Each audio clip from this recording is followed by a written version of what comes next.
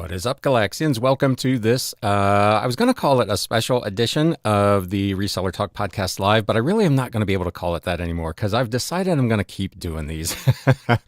So I'm going to throw up a quick banner here, but I want to go over kind of some quick programming notes. So I'm going to continue to do this show, but I am going to move it to Wednesday. So mark it on your calendars. I'm doing that for two reasons. One, my pea-sized brain finally remembered that estate and garage sales in a lot of areas start on Thursday.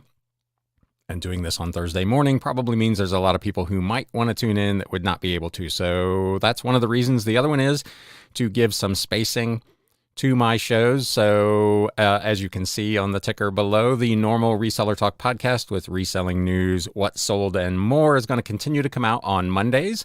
That will be available still early for YouTube members. So if you want to get early access to that, be sure to sign up for a membership. Wednesday at 11 Eastern, we will be doing this live. This will be exclusive to YouTube. This will not be going to the podcast. The regular Monday episode will be available on podcast as well as YouTube. And then on Fridays, you may have noticed that last week I started a new series, Messages from the Past, where I will show and read old yearbooks and postcards and that sort of thing. That will go live on Fridays, both to YouTube and to the podcast platforms. And anybody that is a YouTube member will also have early access to that show as well. So, hey, there you go. There's some programming updates. Just what everybody wanted to hear. Some quick shout outs for some people that joined this morning. Black Cat Flips, thank you so much for coming out. TRB Collectibles, hey, thank you. I saw your message over on Instagram. Shameless plug at Galaxy CDs Rocks if you're not following me over there. Media Picker, hey, good to see you, man. Glad you could make it. I hope you're able to listen. I know you're at work this morning. Big Dre, thank you. Let's go. And a quick note, please know I've been following, but have switched over to podcast version and listen as I source on Long Island. Hey, that's fine. Whether you watch on YouTube, although to be fair, I make that couple of cents when you watch it on YouTube that I don't make on the podcast, but fair enough. I appreciate all the listens wherever they come from. And Lord Jake Ryan, hey there, Ryan.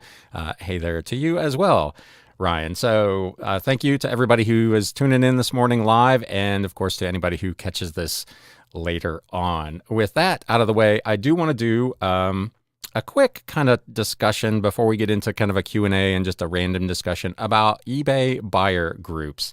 So let's get into that deal. Let me get out of here. So eBay has these buyer groups, and I think a lot of people maybe don't even know that this marketing method exists, so I thought I would expose it. I talked a little bit about this in the coupon episode I did a couple of weeks ago. You'll need probably to do coupons to make buyer groups be effective for you. So if you haven't seen that show, you might want to consider bookmarking that one and going back and watching that later on. But buyer groups, eBay says, let you send coded coupons in bulk to specific groups of buyers. So these are your customers. This isn't just a generic coupon or promoted listing that goes out to everybody under the sun. This allows you to target specific people in kind of your eBay marketplace. So with coded coupons, store subscribers can offer discounts to buyers by printing, sharing, and sending coupons both on eBay and through your own marketing channels. Again, go back and look at that other video if you're a little unsure how to create coupons. You can create buyer groups to send coupons to buyers who meet certain parameters. For example, buyers who bought from you in the past month, the past year, from a specific category, or from all of your categories. They lay out these benefits for this as giving you more control over who receives your coupons. You can use them to build loyalty and encourage repeat purchases by sharing them with buyers who've previously purchased from you. You can offer specific buyer groups a private discount without lowering your item's price. So I talked about last week my clearance pricing strategy and how I do events every month for older inventory. If you didn't want to do that, but you did want to target specific items and then specific buyers, you could use this program to do that. So it's a really powerful targeted tool to allow you, hopefully, to generate some extra loyalty and some extra repeat business. You can promote seasonal inventory to category-specific buyer groups. So if you have a particular item that is only hot in the spring or in the fall, you can target people who have bought from you in that category previously. You can send the coupons both as an email and as a mobile app notification, and you can control your budget and protect your margins with options like minimum spend, an expiration date, and a budget. How to send these. You create a buyer group, which I'm going to walk you through how to do that here in a few minutes. You define a custom group of buyers to whom you want to send your coupons. Choose a campaign. You can select an existing coded coupon, or you'll have the option to set up a new one. Again, the previous video that I mentioned will kind of walk you through how to set that up if you're not comfortable with that. You can add a custom message. You can write an optional custom message to send along with that code, and then just send your coupons. Eligible buyers in your groups will receive those codes. Each buyer, they note, can only receive one coupon from you in any 14-day period. So make sure you select the most relevant buyer group to receive your codes. So that's kind of the marketing behind it. It allows you, as I say in the title, to target your specific buyers, people that are either following your store or that have purchased from you in the past. So let's take a look at how you would actually set that up. I got two screens here and it gets confusing. The little mouse shows up on both of them and it drives me crazy. So from your main seller hub, you're going to go into marketing and you want to click down here on buyer groups. And it's going to give you a nice summary of what's going on in your store over the last calendar year. So in my case, it's showing I've had 3,614 total buyers, 160 of whom have been repeat buyers. And of course, 3,454 that have been one-time buyers. And I have 658 people who are following my shop currently. Down below, you have your area where you can set up to grow your business with these buyer groups. There are essentially three different types. You can do interested buyers, where you can just set up automated offers that will go out like you would do in the normal send offers process. If you want that to be automated so that you don't have to go in and manually send those offers, this is the way you would do that. I personally don't use that because I send out two different types of offers because of my clearance pricing. If an item is at full price, I will send out a 15% offer. If the item is already discounted, I will send out an offer for an additional 10% off because it's already, in some cases, 40, 50, maybe even 60% off. So I'm not trying to give away the store on those. So the automated offers doesn't really work in my case because I have those promotions going on all the time. But that's a great way if you just want to set up automated offers and never have to worry about it again, you can do that. The second one is your previous customers. And then last are your followers. You can target just people who are following your shop. That is what I have currently done. I have a followers set up. I sent a coupon out, about 10 days or so ago. It went out to 646 people. So you can see I've picked up some followers in the meantime, which is a good thing. So let's just walk through real quick how you would go about this. You just click on Get Started here, and it allows you to then make some decisions on how you want to target people in this particular group. The first one is to group buyers by the period of the last purchase. You can explore transaction history to identify lucrative intervals. So it defaults to more than 31 days ago. You can select less than 31 days ago. If you want to hit very recent buyers with another offer, you can select more than 3 months ago or more than 6 months ago if you want to try to capture those really, really old buyers. Let's just do a more than 3 months ago. Then you can select your categories, unique coupons for specific categories. You can sort your buyers based on their purchase history in eBay categories. It defaults, of course, to all categories. You can do either store categories if you have them set up or specific eBay categories. And then it gives you the option to choose those categories. I'm going to do, let's see here. Let's do books and magazines for this one. I only want to include that one category, so click on Include Categories. So now I've got a buyer group for people that are over 3 months ago that have bought from me in books and magazines. You can put in a name for the group. Let's just do book buyers. And it's telling me that this, as of today, if I sent out a coupon today on this offer, it is likely to go to between 1,500 and 1,900 people, which is a pretty broad swath of my customer base. So that's a pretty nice target That obviously will vary as time passes and people make purchases in those categories and more people come into those categories. But once that's done, just click Save Buyer Group and it will tell you that that has been done. And then you have the option to, again, set up a coupon or use an existing offer. I'm not going to do that at this time because I don't want to walk you all the way back through setting up and doing a coupon. So I'm going to pass on that at the moment. But if you have a coupon existing, you click here and it shows you your available coupons. You could just select one of those, or you could create a coupon and then walk back through that process. So hopefully you can see where that would be a really powerful way to try to generate repeat business, especially if you've got a big customer base who has left you good feedback, you're having good performance in those categories. This really allows you to get another bite at the apple and maybe bring those people back into your shop that haven't been there for a while and maybe have missed some new stuff. So let me know either in the chat or if you're watching later in the comments if this is a tool that you have used previously or if it's something that you think would be interesting to give a try. Like I said, I've tried it with just my followers so far to mixed results. I've had a couple of purchases on it, but nothing too dramatic yet. But I am going to do this other buyer group offer once my last one expires. I try not to get too awful many stacked up all at one time. Even with my margins, I'm not trying to give away the store all the time. So again, let me know what you think of buyer groups and if that is a tool that you might use. Let's see, getting back in here to the chat real quick. Miss Lachey Resells, good morning to everybody in the chat. TRB, good morning to Miss Lachey and back at him. Sales Mercado, hey, how you doing? Haven't seen you in a while. That's sweet if done right. Yes, it is absolutely, I think, a really powerful tool. And again, it allows you to target your people specifically, not just every random person that happens to hop on eBay. Obviously, there's a place and a time for that, but creating repeat business is one of the keys, I think, to continuing to grow your sales and your business. So this is a great way to do that.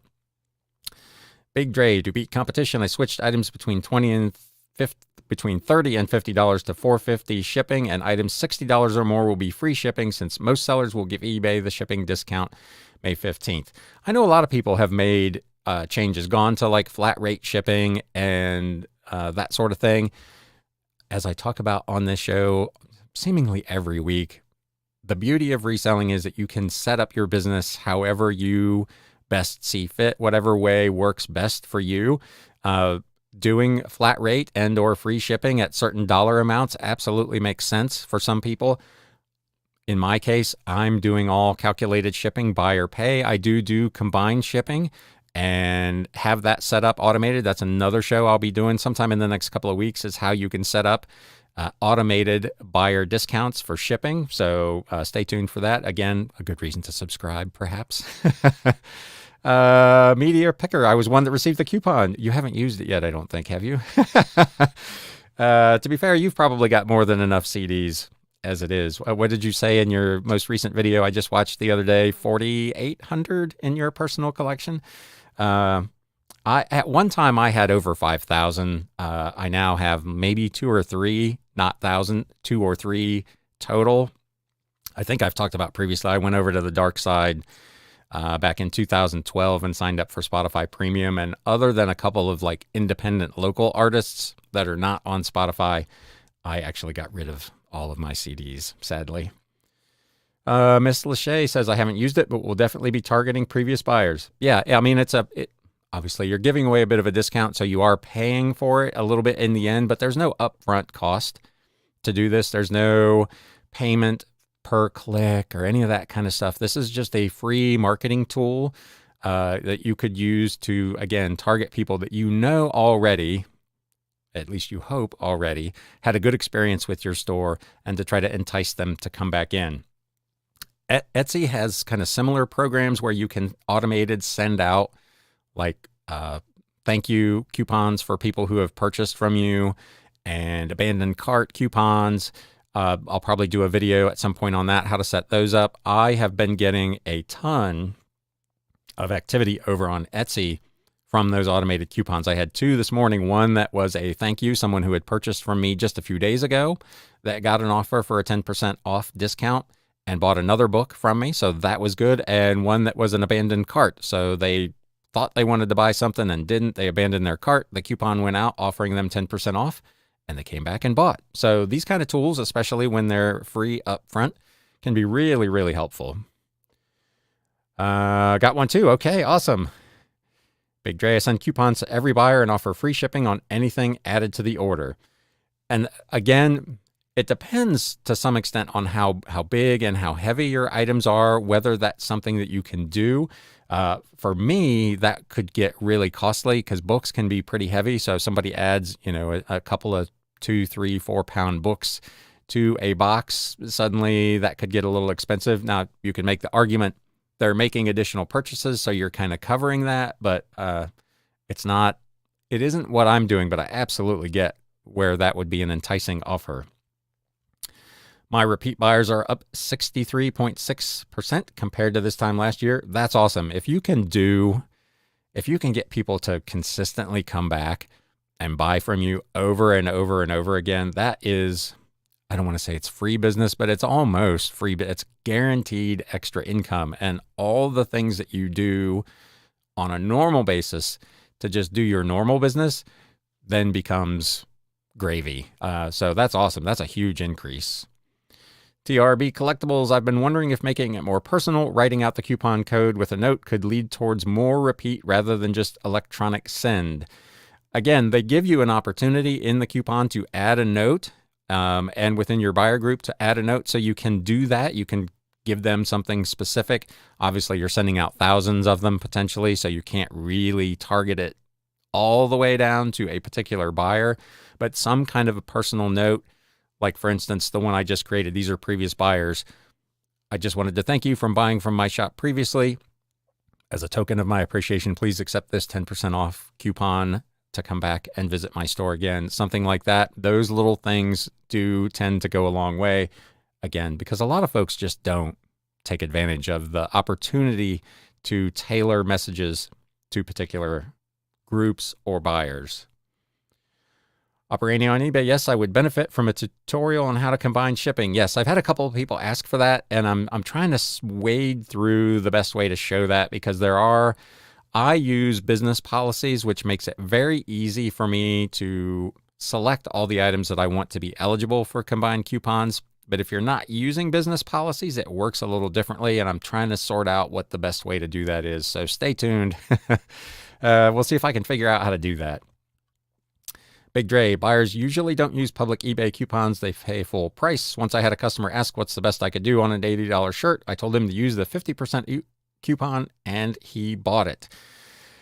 I have found that my experience has been that the coupons, that the just global ones that you send out, like I talked about in that previous video, assuming they're not private coupons and they're available for everyone, they automatically show in the listing price, but the customer, I believe, still has to go in and select the coupon. So we rely on our customers knowing how to do things, and sometimes eBay does not make that easy. I still, to this day, speaking of the combined shipping thing, I get customers every week who will buy 2 or 3 items, and they buy them all individually and pay for them all individually rather than adding them to a shopping cart and buying them all at once. So there's still some buyer education that eBay needs to work on to make some of these tools work probably the way they intended them to.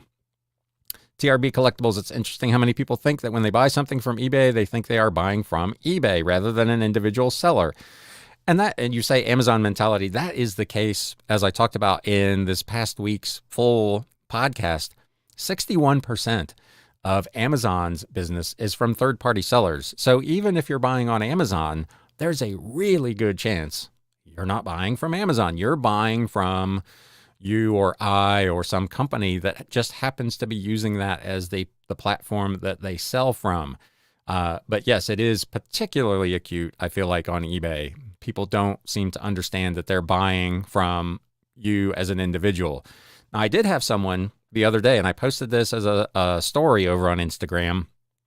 who received a cassette tape from me that I had visually inspected and it looked fine, but he got it home and went to play it, and the tape apparently was broken. I don't know if it's separated from the reel or what happened, and he sent a message saying, hey, I just got around to playing this tape and it's broken. And he made the comment, I know you're an independent seller, but I hate to bother you with this.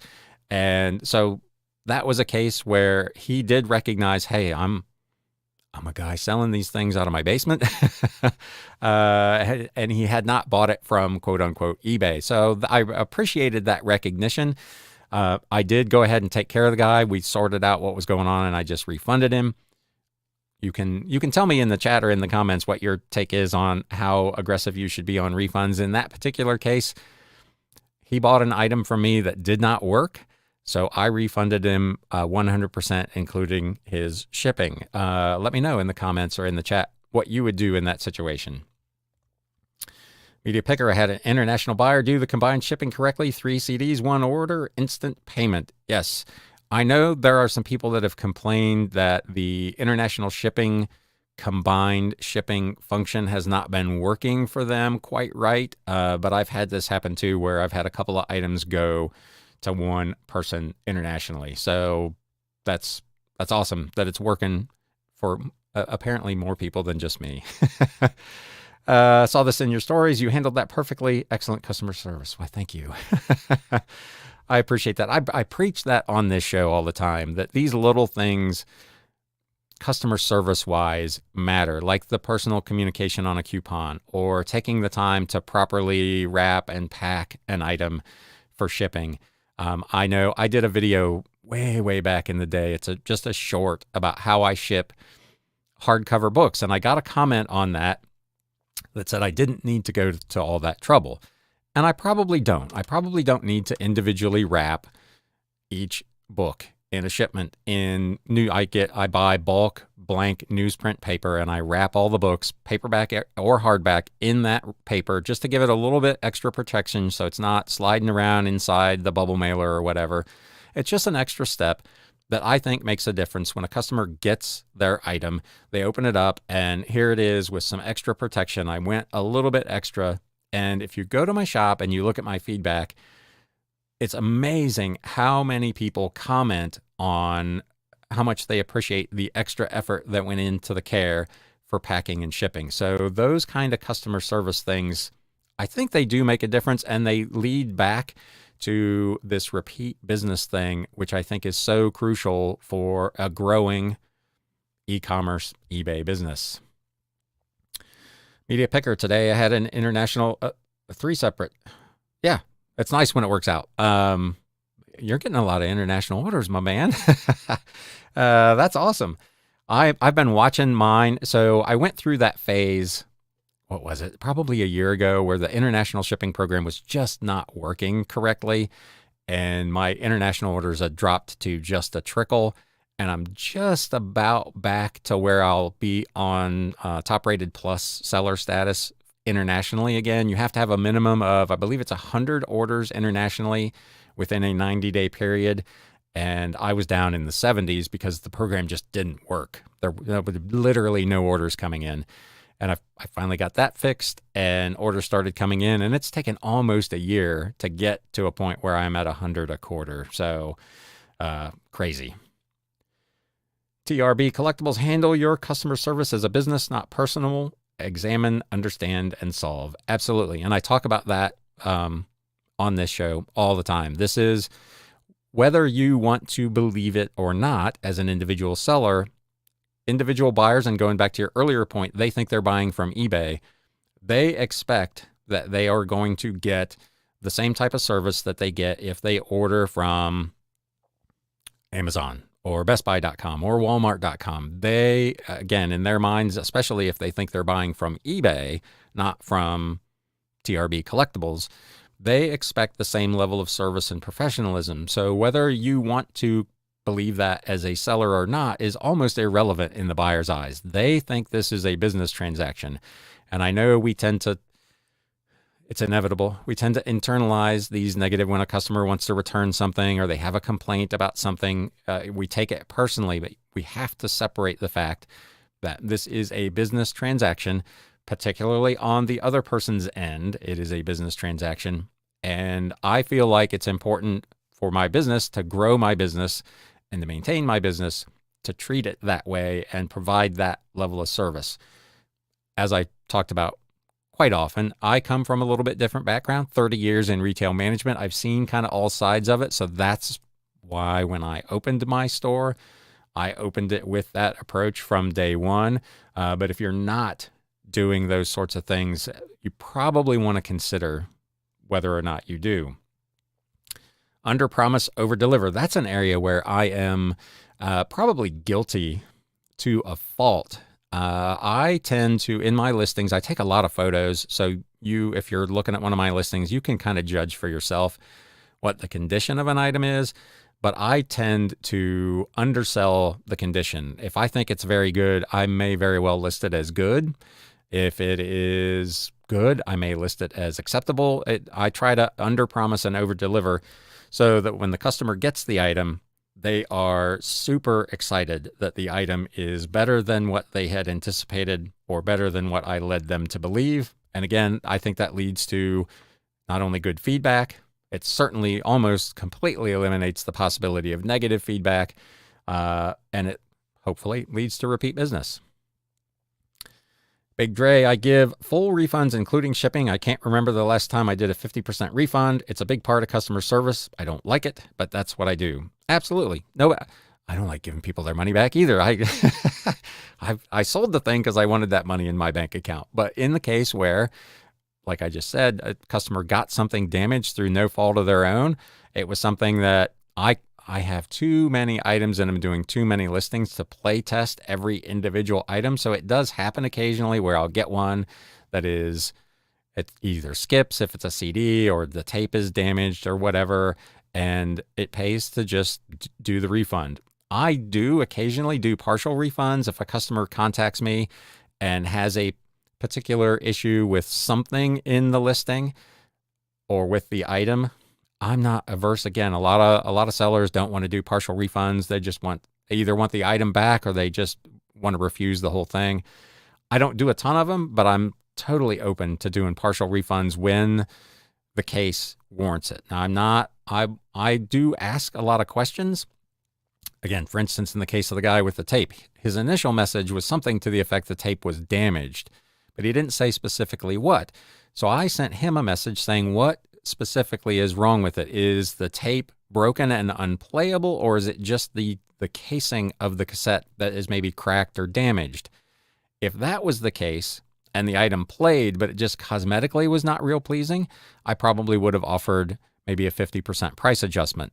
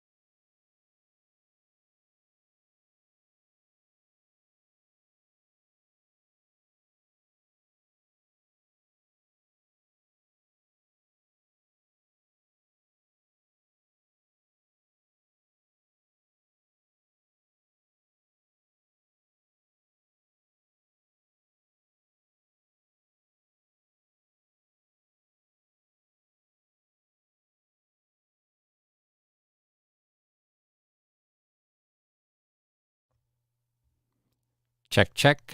You may have me now. For some reason it muted. So I'm going to go back up here and hit these again.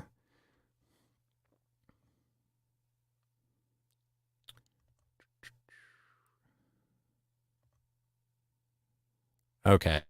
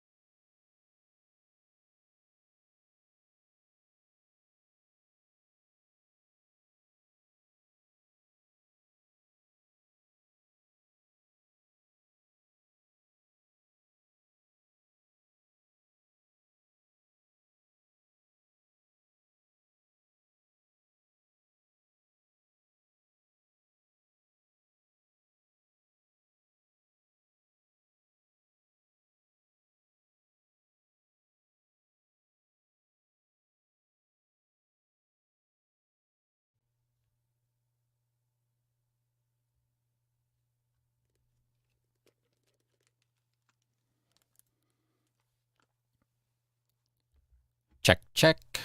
Again, if someone could let me know, it looks like it's working again.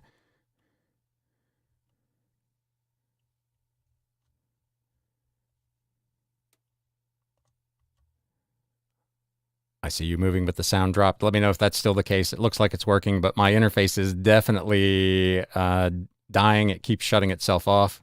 That's an expense I was not planning on. Hey, Brandy, my reseller treasure. Good to see you. Lost sound. Can't read lips. Yeah, me either. That's a skill I probably should develop at some point, but that's it. I want a partial refund. Absolutely. I'll give you a full refund for what you paid for today. That's good. All right. Sounds like I'm back, at least for the moment. But this thing keeps shutting itself off for some reason. So we'll see how it goes. All right, so let's see what where we're here. Let's see. Same here. Photograph everything and describe in detail each imperfection of the item. It takes a little longer, but I feel it provides the buyer comfort in purchasing from me. Absolutely. And the other thing that it probably helps with is eliminating potential returns and adjustments. If you are super accurate with what you're doing, that should, it won't totally eliminate it, but it should really cut down on your returns and adjustments.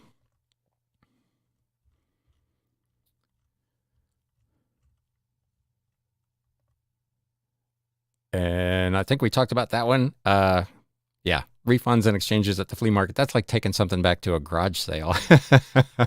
I don't believe I would do that, actually. I've never sold at a flea market. I had a booth at an antique mall, and their policy was no refunds or exchanges, so I didn't have to worry about it over there. I also did not sell a lot of stuff over there, which is why I stopped doing that. But it was a good experiment. It was worth trying to do. So.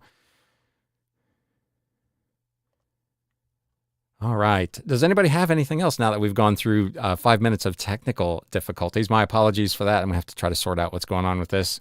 Definitely don't want to have to buy another expensive interface. Actually, I've been jonesing for a new one anyway, but it's not in the budget at the moment. Also have all my listings templated with detailed information. Not that anyone reads them. That is also very much the case. I can't tell you how many messages I've gotten from people that ask for photographs of something particular in a book that is already in the 12, 15, 20 photographs that I have with the listing, let alone reading what's in the item description. So yeah, that is definitely the case. But again, it protects you having gone through that exercise and having all that stuff in there. So it's definitely worth the effort and the time involved. If anybody has anything else, I'd be happy to answer any other questions or discuss any other topics. Here we go. Do you have a video where you explain first printing, first edition, etc.? I've not been able to find any good how-to on YouTube. I do not yet, but that is on my list of things. I want to do one about book terms. Just somebody had asked about different conditions of books and what's yellowing versus tanning and so on. So I do have in the plans for these live shows to do an episode where I cover books and ways to help you find things that are first listing, first printing, and to kind of go over what the terms of book sales are. For my own part, I am not nearly as in depth with those as you might find on, say, Abe Books or somewhere where there are actually really high value books. Most of my books are well under $100, and I don't, again, maybe this is a bad assumption on my part, I don't think buyers at that level, a guy looking at a $4.99 paperback from the 1950s, needs that level of detail in terms of using all the right terminology.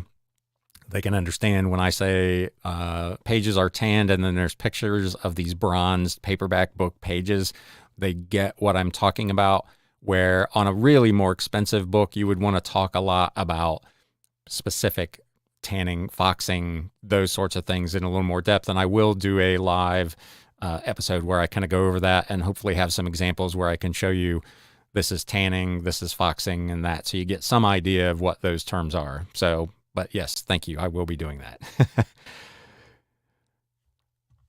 that. Since we've got a couple of minutes left here, Etsy did also make an announcement today. I haven't had a chance to read it, so let's just get into this together.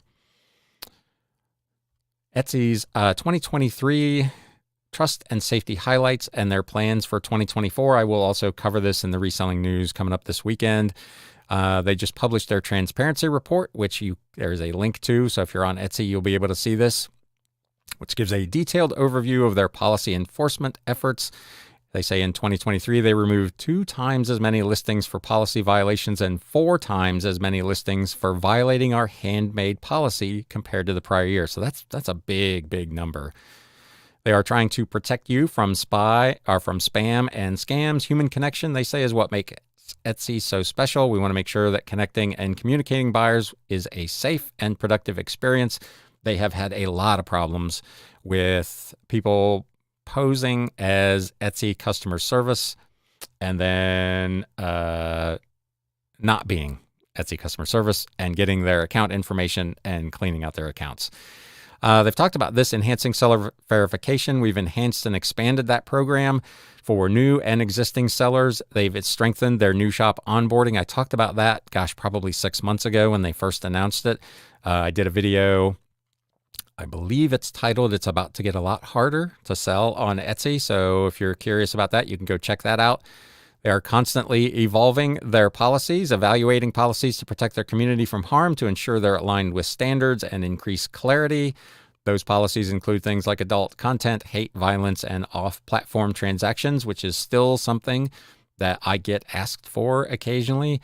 Can we meet up offline to sell this book, or can you just sell me pictures of this book, or whatever the case is? Those things are not those are not things I'm interested in participating in, and in many cases end up violating their policies. So further expansion of non-handmade enforcement, removing and reducing the visibility of items that don't belong on Etsy continues to be a top priority.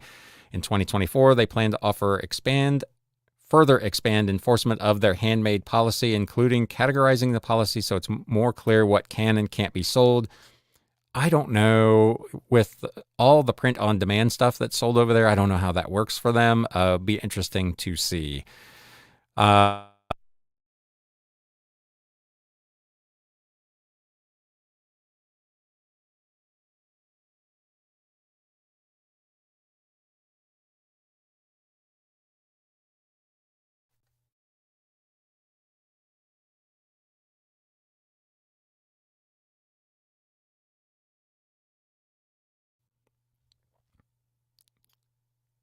All right, I think I'm back.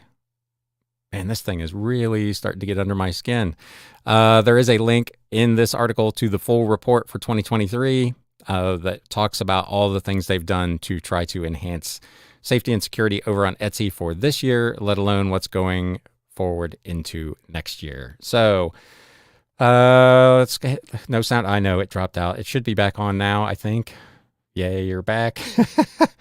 What a mess. I'm going to have to try to sort out what's going on with this thing. So with that, I think it probably would be best if I called it a day here to sort out the technical issues. My apologies for all of that. Would be happy if Etsy just made it easy to see what fees are spent on each sale. It's a mess to figure out exactly what each sale cost me. It is. That's been a complaint of mine on Etsy for a long time. They break out their fees to their credit. I mean, it is super detailed, but it's almost impossible to sort out their different fees because their selling fee is separate from their transaction fee, which is also separate from all the other fees that they charge, their offsite ad fees. So you end up with this massive description, 2, 3, 4 things to try to sort out how much it cost you. I end up having to put all that stuff into a spreadsheet to sort out whether I made money on an item or not. So yeah, it is frustrating over there. Ms. Lachey, thanks. Ryan, thank you. Thank you for everybody who bore with me today through these technical difficulties. Okay, everyone, buy one item and get Ryan a new thingamajig. Yes, help me out. I would appreciate it. Or you could just sign up for a membership to the YouTube channel, $4.99 a month. You'll get early access to the Monday podcast as well as the Friday show, Messages from the Past. With that, I'm going to close. I hope everybody has a terrific week. We will see some of you hopefully tomorrow for Messages from the Past, and the rest of you we'll see next week for the regularly scheduled Reseller Talk podcast. Thanks, guys.